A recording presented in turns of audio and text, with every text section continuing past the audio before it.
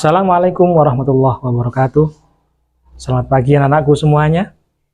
Semoga kalian semuanya dalam keadaan sehat.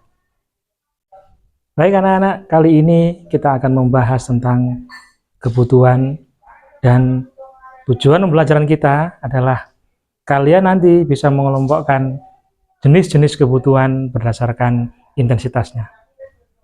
Apa saja itu? Mari kita bahas bersama-sama.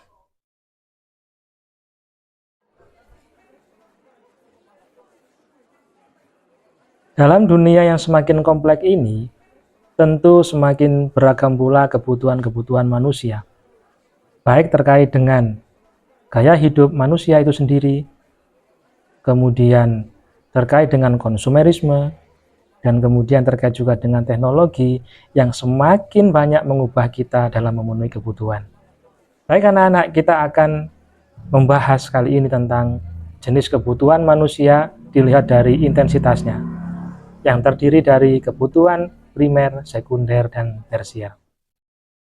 Kebutuhan adalah segala hal yang sangat penting bagi kita semuanya untuk hidup bahagia. Jadi apa yang dimaksud dengan kebutuhan? Adalah segala sesuatu yang diperlukan oleh manusia untuk mencapai kesejahteraan. Kebutuhan bisa berupa fisik ataupun juga non-fisik. Yang berupa fisik seperti pakaian, rumah, barang, dan lain-lain. Sementara untuk yang non-fisik bisa berupa rasa aman dan juga kasih sayang. Baik anak-anak, kita bahas satu persatu terkait dengan kebutuhan menurut intensitasnya. Yang pertama yaitu kebutuhan primer. Apa kebutuhan primer? Kebutuhan primer adalah kebutuhan dasar yang harus dipenuhi oleh semua manusia agar hidup dengan layak. Kebutuhan primer ini bersifat universal, berlaku untuk seluruh manusia yang ada di dunia ini. Kebutuhan primer, contohnya adalah makanan, pakaian, dan juga rumah atau tempat tinggal. Baik anak-anak, sekarang yang kedua yaitu kebutuhan sekunder.